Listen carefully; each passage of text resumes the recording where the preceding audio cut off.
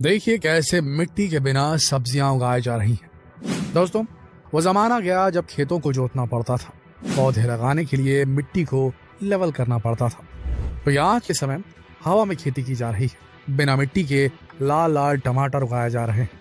इतना ही नहीं, इस तरह की खेती करके आज के किसान करोड़ों रुपए कमा रहे हैं। देखना चाहते हैं कि इस तरह की खेती से क्या उगता है? तो जरा इस वीडियो को देखिए, इस कद्दू को देखिए। आपने आज तक इतना बड़ा कद्दू कभी नहीं देखा होगा।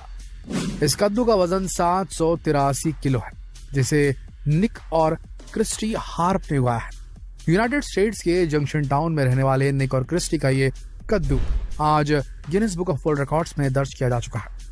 ये सब कुछ इसीलिए मुमकिन हो पाया क्योंकि इन्होंने एग्रीकल्चर के उस एडवांस लेवल को अपनाया जो आज के समय खेती को एक अलग ही आयाम पर ले जा चुका है। तो चलिए आपको उस खेत पे ले चलते हैं जहां पर बिना मिट्टी के जबरदस्त खेती की जा रही है।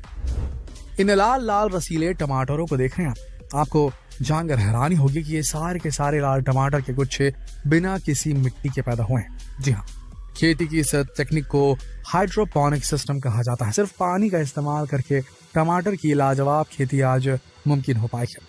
चलिए आपको दिखाते हैं कि हाइड्रोपोनिक सिस्टम काम कैसे करता है और इसमें खेती कैसे की जा सकती है।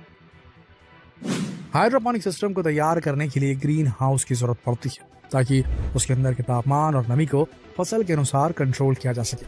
वैसे अगर आप चाहें तो इसे अपने छत पर भी उगा सकते हैं। इस तरह के ग्रीन हाउसेस को बनाने के लिए एल्युमिनियम शीट और पीवीसी पाइप्स की मदद ली जाती है। ग्रीन हाउस को तैयार करने के बाद जमीन की मिट्टी को पूरी तरह से प्लास्टिक शीट से ढक दिया जाता है ताकि जमीन से निकलने वाला बैक्टीरिया पौधों तक न पहुंचे। इसके बाद जहां पर पौधे लगाए जाने हैं वहां पर लंबे लंबे पीवीसी पाइप की मदद ली जाती है। इन्हीं पीवीसी पाइप्स में पौधों को लगाया जाएगा।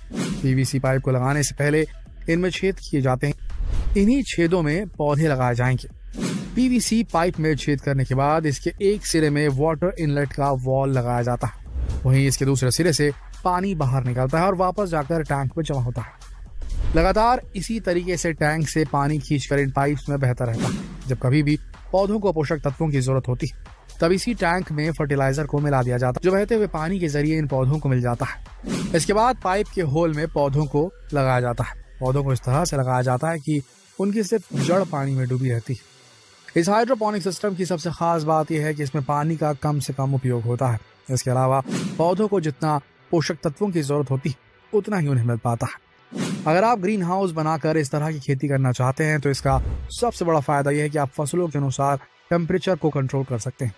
लेकिन यहाँ पर दोस्तों इस खेती का सबसे बड़ा फायदा यह है कि आप 1 बीघा जमीन पर 3 बीघे जमीन की खेती कर सकते हैं। जी हाँ, क्योंकि इन पाइपों को लगाने में बहुत कम जगह का इस्तेमाल होता है। इस तरह अगर आप इसमें वर्टिकल फार्मिंग की तकनीक को अपनाते हैं तो आप कम जगह में ज्यादा से ज्यादा पैदावार कर सकते हैं। वहीं इस तरह की खेती में ज्यादा कीटनाशक इस्तेमाल करने की जरूरत नहीं पड़ती क्योंकि मिट्टी में सबसे ज्यादा बैक्टीरिया पाए जाते हैं जो अक्सर पौधों को खराब कर देते हैं। लेकिन इसमें ऐसा कुछ भी नहीं होता। अपनी इन्हीं खूबियों की वजह से आज बहुत सारे किसान इस हाइड्रोपोनिक सिस्टम को अपना रहे हैं। वैसे बिना मिट्टी के उगे हुए इन टमाटरों को देखकर आपको मजा तो जरूर आएगा। तो चलिए आपको अब उन किसानों से मिलवाते हैं जो आज के समय हवा में खेती कर रहे हैं। जी हाँ, भारत में बहुत सारे किसान हैं जो आज हवा में आलू उगा रहे हैं। हरियाणा के बहुत सारे किसान आज के समय एरोपोनिक सिस्टम का इस्तेमाल करके हवा में आलू उगा रहे हैं। आपको जानकर हैरानी होगी ये किसान ट्रेडिशनल खेती से कहीं ज्यादा पैदावार भी कर रहे हैं। चलिए आपको एरोपोनिक सिस्टम की एक झलक दिखाते हैं कि इसे कैसे किया जाता है। एरोपोनिक सिस्टम को अपनाने से पहले ग्रीन हाउस की जरूरत पड़ती है ताकि आलू में लगने वाले कीड़े आलू के पौधों तक न पहुंचे। ग्रीन हाउस को बनाने के बाद बड़े बड़े बॉक्सेस को बिछाया जाता है। इसमें ढेर सारे होल बने हुए होते हैं।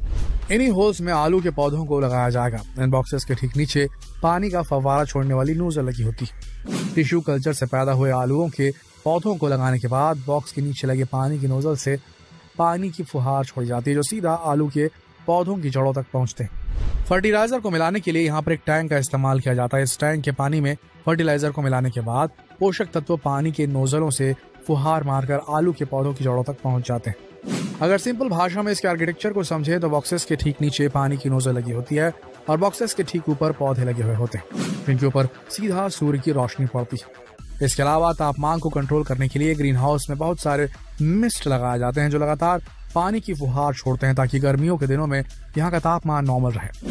धीरे धीरे जैसे जैसे ये पौधे बड़े होते हैं आलू के पौधों की जड़ें भी नीचे की तरफ बढ़ने लगती हैं। कुछ ही दिनों में आलू के पौधों की जड़ों में आलू लगने शुरू हो जाते हैं। फिर कुछ महीनों के अंदर इनमें आलू पूरी तरह से विकसित हो जाते हैं, जिसके बाद इनकी तुड़ाई करके इन्हें बाजार में बेचने के लिए भेज दिया जाता है। सबसे बड़ी बात यह है कि इस तरह की खेती में पानी की बहुत कम जरूरत पड़ती है। इसके अलावा हवा में उगे आलू पूरी तरह से ऑर्गेनिक भी होते हैं, क्योंकि इनमें कीटनाशक का इस्तेमाल बेहद कम होता है।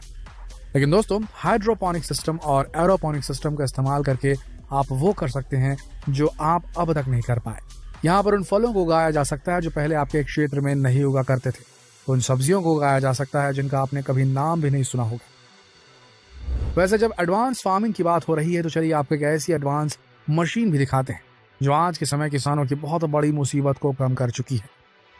सबसे पहले इस मशीन को देखिए, इसका नाम है रोपा माउस 5। इस मशीन की सबसे बड़ी खासियत यह है कि ये खेत से आलूओं के ढेर को सिर्फ कुछ ही मिनटों के अंदर 20 टन के एक ट्रक को लोड कर सकती है। लेकिन ये मशीन सिर्फ इन आलू और चुकंदरों को लोड ही नहीं करती, बल्कि इसमें लगे 18 क्लीनिंग रोटर्स आलूओं को अच्छी तरह से साफ करते हैं, उसके बाद इसे ट्रक में लोड करते हैं। वहीं ये पूरी तरह से फोल्डेबल मशीन है जो अपना काम खत्म होने के बाद अपने आप को पूरी तरह से फोल्ड कर लेती है।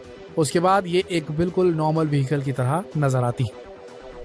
वैसे आप भी जानते होंगे कि खेत में धान रोपने का काम कितना ज्यादा मुश्किल होता है, लेकिन आज के समय इस काम को इस मशीन के द्वारा किया जा रहा है। इसे की PRJ8। ये मशीन कई एकड़ के खेतों में सिर्फ कुछ घंटों के अंदर धान को रोपने का काम करती है। इसमें लगे हुए ट्रे में धान के छोटे पौधे होते हैं जो इस मशीन के द्वारा खेतों में लगाने का काम करते हैं। आप खुद ही देख सकते हैं कि ये कितनी तेजी से खेतों की रुपाई का काम पूरा कर रही है। चलिए अब आपको एक ऐसी मशीन दिखाते हैं जो खेतों से स्ट्रॉबेरी और टमाटर बिना किसी इंसान की मदद के अपने आप छांट कर अलग कर देती है। एग्रोबॉट E सीरीज। इस मशीन की सबसे बड़ी खासियत यह है कि इसे ऑपरेट करने के लिए किसी इंसानी हाथ की जरूरत नहीं पड़ती। इसे बस एक बार प्रोग्राम कर दिया जाता है और ये अपना काम करने लगती है। हरे पौधों में फल सब्जियों को वह बराबर स्कैन करती है, जिसके बाद ये पता लगा लेती है कि कौन सा फल अब काटने के लिए रेडी हो गया है। देखते ही देखते ये उसे काट कर एक ट्रे में भरने का काम करती है।